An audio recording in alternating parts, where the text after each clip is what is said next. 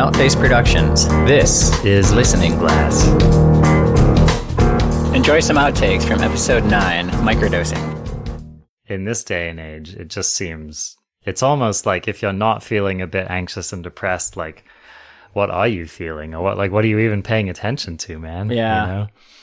But maybe that is just a very kind of cynical postmodern way of... I certainly don't think that we need to be depressed and anxious. I think it's hard to avoid, and that's why so many people struggle with it. Yeah.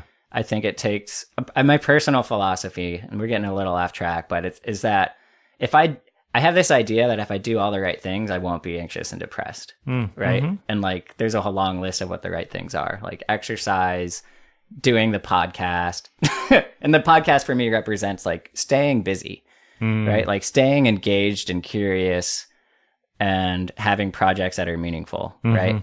And kind of like creating that meaning, right? And self-assigning that meaning. Yeah. Because we live in an age where you have to do that, right? Like you have to self-assign meaning and like work toward things that are important to you. We don't have, a societal structure where you're kind of given a role and you do the role and then you're like a complete like part of society at that point. Like you got to kind of figure it out on your own and keep figuring it out, right? Like we never totally, it's a process.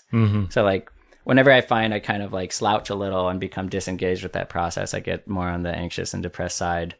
But I don't feel like even staying busy and stuff, I'm definitely not immune to anxiety and depression still. Like I don't know. There's other things like exercise. I think I mentioned that, meditation, just like being healthy, like anything you can do. Getting enough sleep. It's a big one. Sleep.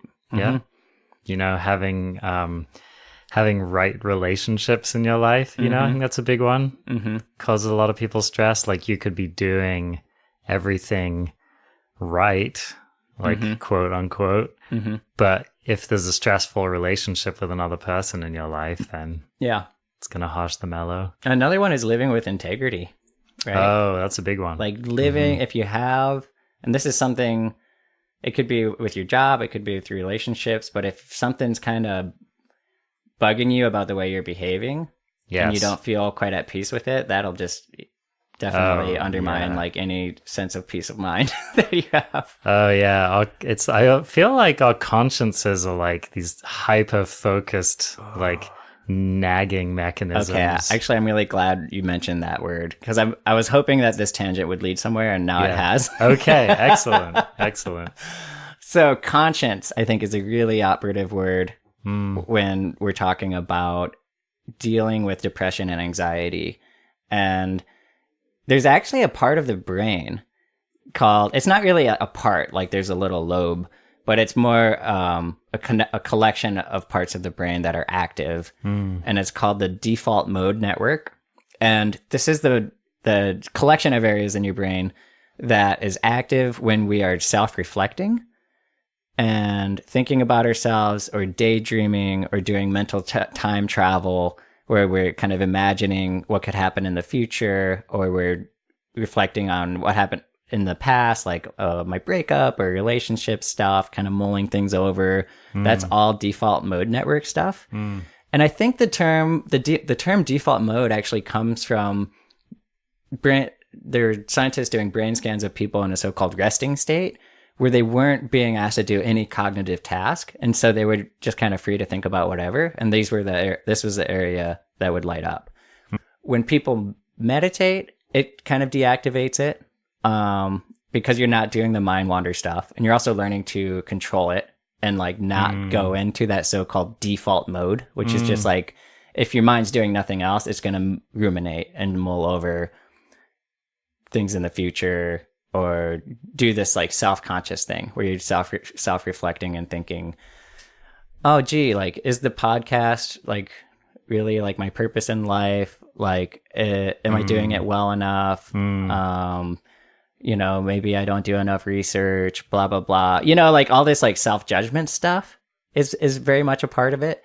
And it's very much linked to depression.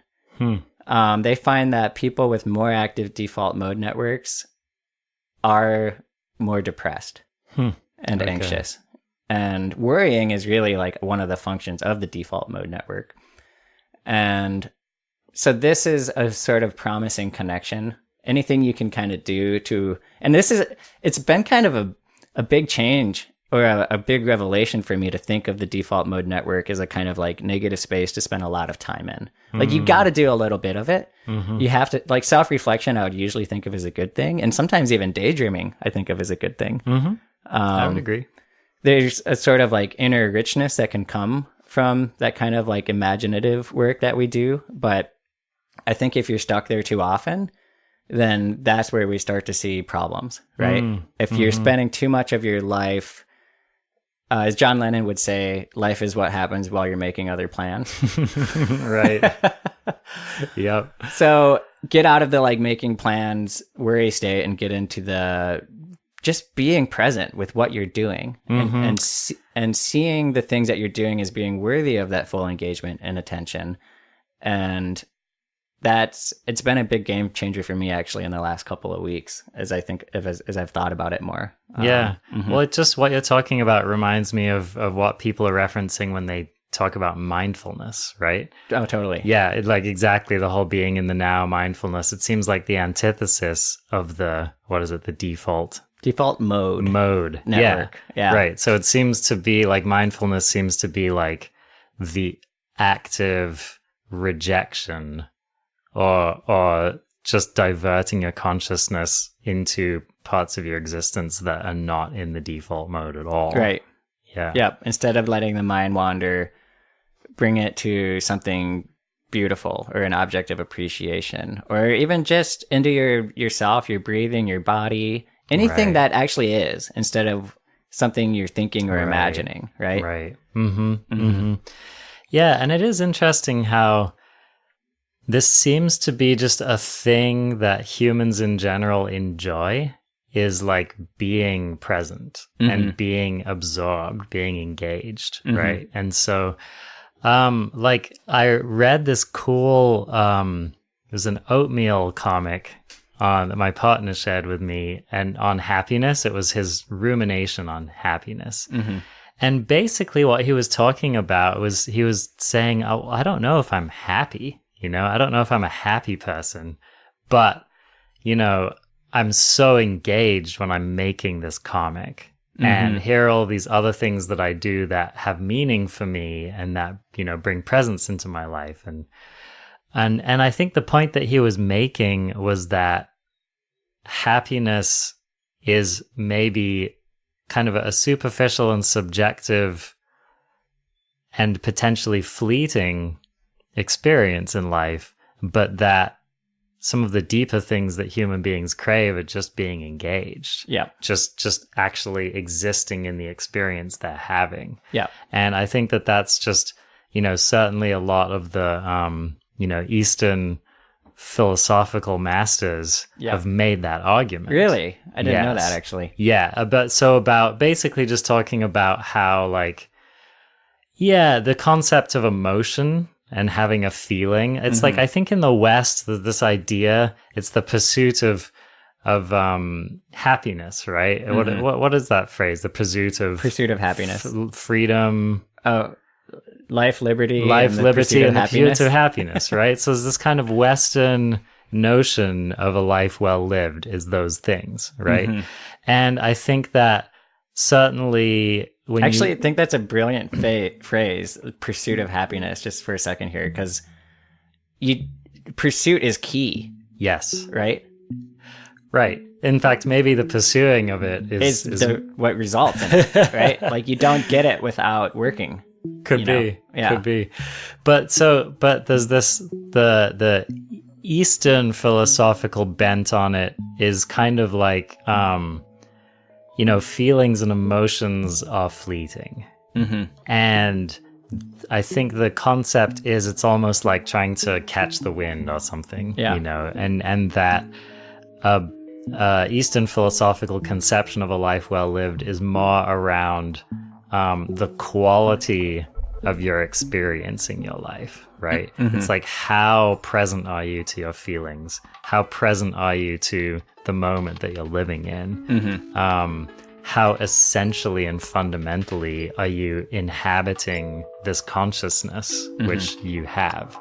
And so that's just an interesting thing for me to contrast. Those are two very, very different concepts of a life well lived. And they rest upon a bunch of just thousands of years of cultural assumptions. Well, like, it reminds me of the Zen phrase, since you brought up Eastern philosophy: chop wood, carry water. Right. So the idea being work, like Zen is work, right? Like, you do the things you have to do to live. Yeah. And to maintain life, and to survive, and to take care of all the little necessities. And you do that knowing that basically that is your purpose, and like allowing yourself to be present in those moments and in those activities. One thing this might be a little more controversial, but I want to break into it because I think there is this idea that's been expressed, I know in conversations I've had, where we all sort of deserve to be happy, and that we shouldn't necessarily have to do anything to earn our happiness, right? And that I'm trying to think of how else that might be expressed, but I feel like that is a way I've heard it expressed, where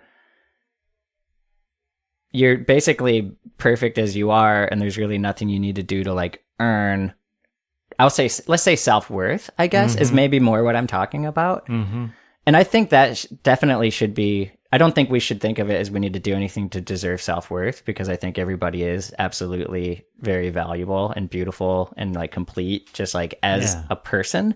Yeah. But I think that's different than saying that we deserve happiness, and for nothing. I think that happiness does come at a cost. And what I mean by cost is that it requires expenditure of energy and intention and effort. And I really do believe that. And I think I think some people get quagmired a little bit by believing that they should just be happy just because. Right. And I just don't think it's true. Right. Yeah, that's interesting. It's like people think of a happiness as a being instead of a doing. Yeah. Right? Yeah. Yeah. And I think you're right. Like, it's, if you just look at any given example, like, like people often talk about children, right? They'll say, oh, children are so innocent, and they look at this as kind of like a primordial human state, right? And what you notice about watching a child is that they just vacillate wildly among these different experiences. And, I suppose like a healthy child does spend a lot of time kind of joyfully bopping about and playing and stuff. But, they also spend a lot of time crying, a lot of time throwing tantrums and being tyrannical and stuff. And so, I think it just lends credence to the idea that the default mode, right? The default state of a human, just to assume that should be happy is it's an incomplete picture. I definitely think of happiness as earned in my own life. And like, if I don't really apply myself, or as you said, engage myself throughout the day, then I know at night I'm going to be kind of like miserable, like I'm not going to feel good. Like, happiness is like dessert for me. It's like I do all the things I need to do at night, and then during the day, and then at night I'm like rewarded with this sense of fulfillment. And that's it's a certain type of happiness, right? That sense of fulfillment, which is really important. But I definitely want to aim at being just like happy and present with the things I'm doing throughout the day too. So I'm also like, to quote Ecclesiastes, which I'm a huge fan of, nothing is better for a person than that they should eat and drink and enjoy the good in their labor. And so allowing us to enjoy the good in our labor while we're doing it too is just crux, right? Yeah, especially since, a substantial amount of your life will be labor. Yes. So learning how to take pleasure in it is really just adding to the hours of your life that you're feeling pleasure. Woo. Yeah. There was one more thing I wanted to talk about before we wrap up. Okay. But I was reading about a woman named María Sabina from Mexico. And she was the person who's kind of known for like turning the, however you want to call it, like the world of white people onto psychoactive drugs and specifically mushrooms. And basically she was a shaman, and she was practicing out of Oaxaca. And she had this practice, and it was a very traditional practice where she, the region is known for growing really fantastic mushrooms. And she would lead these ceremonies, and it was called velada. And it was basically just a shamanistic and oftentimes a healing ceremony. People would come in with their families. Maybe someone was dealing with a health issue, and, everyone would take the mushrooms, and there was a whole ceremony around it. And it was a really cool thing that was happening. So anyway, there was this guy, R. Gordon Wasson. So he was a banker. He was also an ethnomycologist. And so he was really interested in how people use mushrooms. And so he tracked down María Sabina and came and basically did a ceremony with her and was like, this is amazing. I've got to share this with the world. And so he wrote an article for Life magazine that was published in 1957, and it was called Seeking the Magic Mushroom. So anyway, so this was published in 57. Shortly thereafter, Timothy Leary showed up and was like, okay, let's check this out. And then soon the word got out, and then next thing you know, Mick Jagger and John Lennon and all these kids and whatever in the 60s, they were all showing up to Oaxaca and trying to get in on this magic mushroom thing. Right. Okay. So that was really kind of like the start of the boom of the, psychedelic movement in the 60s. Right. And so, but it has a really tragic ending to this story. So basically the Mexican police started to suspect and started to profile María Sabina as like a drug dealer. And so they showed up, and they started to kind of, to put it mildly, ruin the trip, right? Okay. And they just started cracking down and making life really hard in Oaxaca, right? And basically the people of the town were like, we don't want this. We haven't been particularly excited to have all of these, random white people showing up anyway. And basically they ran her out of town, and they destroyed her house, and they discredited her, and they were like, no more, we're not going to do this anymore. Get out of here, basically. And so, so Maria was like really basically her sharing of this kind of sacred ancient medicine really brought about her ruin. And in her later life, she had a lot of bitterness around it. And she felt like a lot of people had profited from her medicine. And she said that she felt the ceremony of the velada had been irredeemably desecrated and polluted by the hedonistic use of mushrooms. Like people had really deeply disrespected the spiritual tradition that she came from. And she said, this is a quote, "From the moment the foreigners arrived, the holy children lost their purity. They lost their force. They ruined them. Henceforth, they will no longer work.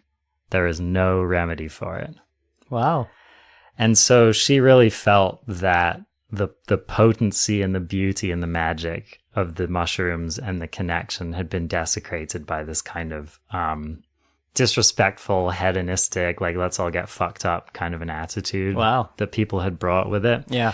And the reason that I bring this up is that I just wanted to highlight that I think that this happens a lot where some random person from like a European culture or, from maybe a more modern quote unquote culture will show up into, just like an indigenous community or basically a community of people in the world just minding their own business, right?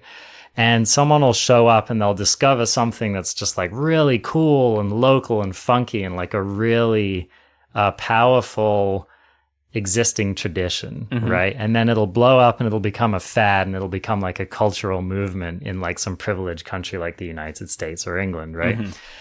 And then it can bring like an unpublicized amount of ruin onto those cultures. And I really think that it's like a modern expression of imperialism in a way. Mm-hmm. And certainly it highlights this kind of insensitive and me-focused attitude. And there are a lot of people who kind of will unwittingly cause this kind of disaster with just by pursuing, I would say, pursuing an interest or a fascination without really considering the implication. Mm-hmm. And I just think that it's something to think about, you know, like when people are having their experiences and tripping out and, you know, having fun with their drugs and stuff, to just think about like María Sabina and think about the cost to her and to her community and to her tradition. Mm-hmm. And that there really is, there's a manner of desecration that has happened there. Mm-hmm. And I don't think it necessarily renders invalid the fact that, you know, mushrooms or psychoactive substances or plant medicine, like I think it should be used. You know, I think it can help many, many millions of people. And I don't think that means nothing. Yeah. But I want to acknowledge the cost, and I want to acknowledge that there's a great sadness and a great disruption of, and in some cases destroying of, traditional medicinal systems that have come about as a result of all of this attention. Yeah, let's hope that some of those traditions can stay intact. And I can think of other examples where, I mean, ayahuasca, for example, is basically like a cultural export, not just in terms of making a brew, but people will travel to interact with indigenous communities in order to be led through some of these experiences. Yeah. I'm sure that comes with its own like problematic list of considerations, you know? But I am one that believes that if people proceed with an attitude of consideration and respect, that we can have positive interchanges, right? And a good sharing of the cultural richness that we've seen developed by these cultures over thousands of years, right? And being able to share that in a way that doesn't undermine it or what was the word you used? Desanctify? Desecrate. Thank you. Yeah. Desecrate. Yeah. Yep. Yeah, exactly. Yeah. And I agree with you. I think that that's possible. And I think, you know, it probably happens as a result of people just basically not making a lot of assumptions and maybe having a very involved dialogue with the people they're learning from about like what's cool, what's not cool, you know, what should be done, what shouldn't be done. What do you want me to do? Yeah. Right? I think that's like a really great place to start. And then just respect, you know, if someone's like, look, this is really sacred, don't turn it into a drug, right? Then like actually respecting that, I think. But, you know, I mean, it's one of these, it's hard, right? Because then it makes you think, well, there's a lot of people in the world suffering and they could really benefit from this. And so where do you, you know, how do you balance one person's benefit against another person's ruin? It's kind of interesting. Culture is messy. It is. People are messy. Yeah. But, you know, good faith. Be nice. Be nice. Don't take too many mushrooms. Thanks for joining us. Bye.